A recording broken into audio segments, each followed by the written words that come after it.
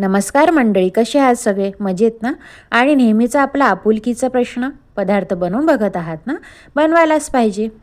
आज मी घेऊन आलेली आहे तुरीच्या दाण्यांच्या कचोरीची रेसिपी.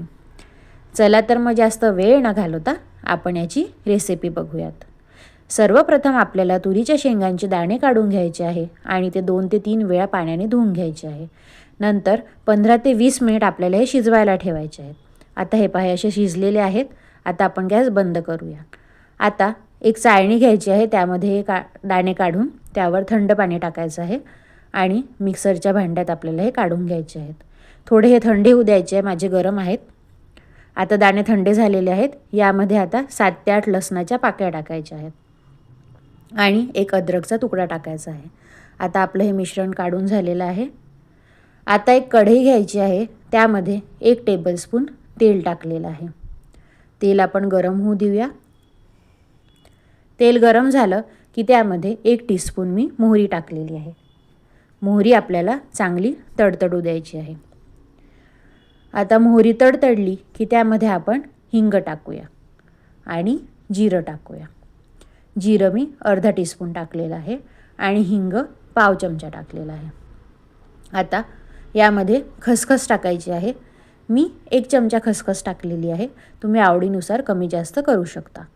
आता त्यामध्ये 2 मीडियम साईजचे कांदे चिरून टाकलेले आहेत.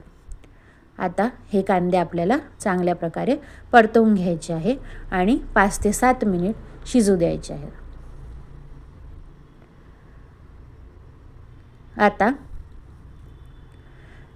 कांदा शिजला की त्यामध्ये आपल्याला 1 टीस्पून तिखट टाकायचं आहे.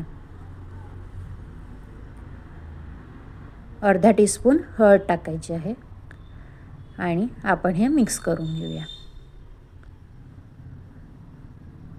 आता आपला कांदाही शिजलेला आहे.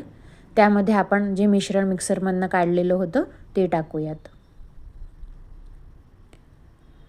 आणि आता आपण हे मिश्रण चांगलं मिक्स करून घेऊया. यामध्ये आपल्याला पाणी बिलकुल टाकायचं नाही आहे, कारण की पाणी टाकलं की त्याचा गोळा बनणार नाही आणि आपली कचोरी बनू शकणार नाही. आता यामध्ये चवीनुसार मीठ टाकलेलं आहे आणि मिक्स करून घेऊया. आता मिक्स झाल्यानंतर यामध्ये आपण आमचूर पावडर टाकणार आहोत. 1 चमचा आमचूर पावडर आणि मिक्स करून घेऊया. आता 1 चमचा आमचूर पावडर टाकली आहे, तर आपल्याला 2 चमचे साखर टाकायची आहे. 2 चमचे मी साखर टाकलेली आहे. नेहमी आमचूर पावडरच्या दुप्पट आपल्याला साखर टाकायची आहे. तुम्ही 2 चमचे आमचूर पावडर टाकली तर 4 चमचे साखर टाकायची आहे. आता मिक्स केल्यानंतर यामध्ये आपण धने जिरे पावडर टाकणार आहोत. तुम्ही धने जिरे पावडर नाही टाकली तरीही चालेल, हे ऑप्शनल असतं, आपल्या मनावर. आवडत असेल तर टाकायची, नाही तर नाही टाकली तरीही चालेल. आता आपण हे मिक्स करून घेऊया. आता 2 ते 3 मिनिट आपल्याला हे चांगलं होऊ द्यायचं आहे. वाफ काढून घ्यायची आहे त्याच्यातनं आणि मग आपलं मिश्रण हे तयार आहे. हे बघा, वाफ आली आहे. आता यामध्ये मी कोथिंबीर टाकलेली आहे चिरून. आता आपण गॅस बंद करूयात. आपल्याला एका परातीमध्ये कणिक घ्यायची आहे आणि त्यामध्ये आपण तांदळाची पिठी टाकणार आहोत, 4 ते 5 टीस्पून.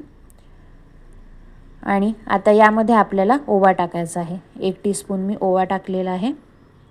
आता चवीनुसार मीठ टाकायचं आहे. नंतर यामध्ये आपल्याला 1 टीस्पून तिखट टाकायचं आहे. अर्धा टीस्पून हळद टाकायची आहे. आता आपण एक कढई घेऊया. कढईमध्ये तेल गरम करायला ठेवूया, जेणेकरून आपलं तेल कणिक भिजवेपर्यंत तेल गरम होईल. आता आपण हे सगळं मिक्स करून घेऊया. व्यवस्थित सगळं एकजीव करून घ्यायचं आहे.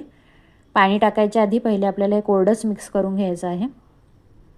आता यामध्ये आपल्याला गरम तेल टाकायचं आहे. हळूहळू टाकायचं आणि मिक्स करायचं.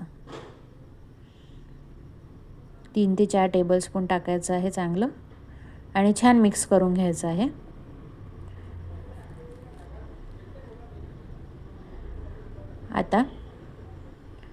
आता पाणी टाकून आपल्याला थोडं थोडं पाणी टाकून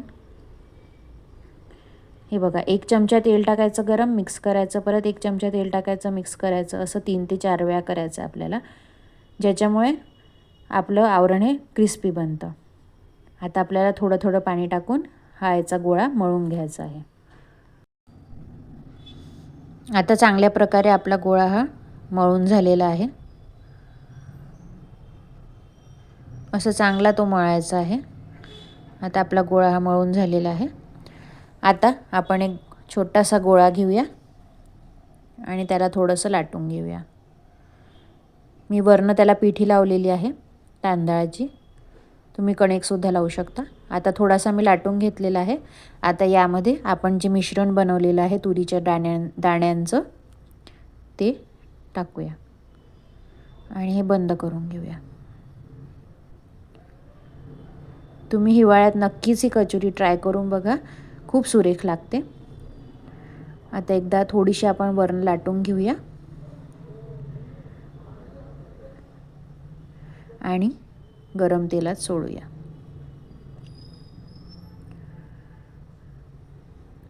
आता थोड्या वेळ आपण हे तळू देऊया.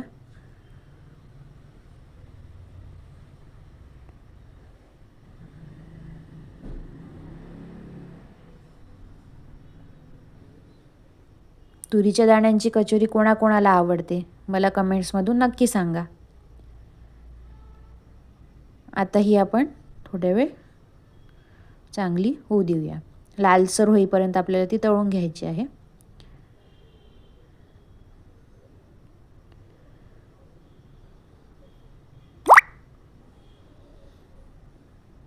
हे बघा आपली पहिली कचोरी ही तयार आहे. आपण अजून एक तळून घेऊया.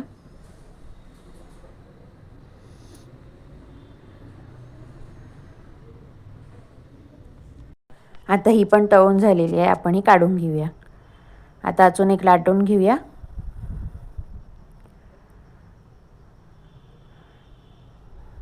त्यामध्ये मिश्रण टाकूया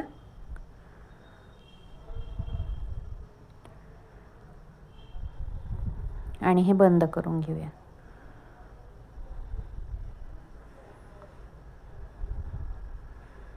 आणि थोडीशी लाटून घेऊया. आता त्याचा आकार थोडा वाकडा तिकडा झालेला आहे, पण समजून घ्या. आणि आता आपण हे तळून घेऊया.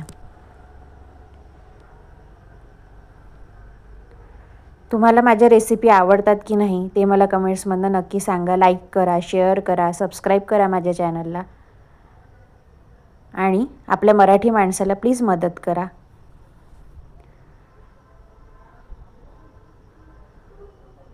हे बघा कशी तळायची आहे तुम्ही बघून घ्या.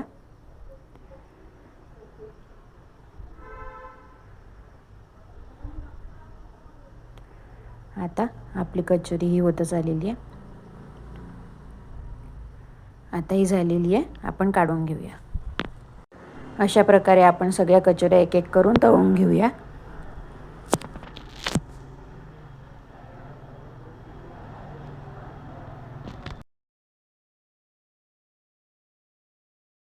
आता आपण ही एका प्लेटमध्ये काढून घेऊयात.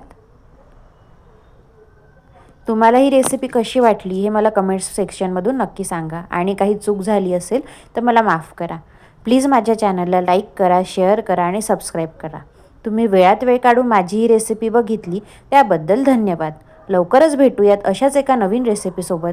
तिथपर्यंत स्वस्थ रहा, मस्त रहा आणि बघत रहा cook with Dhana. Bye bye.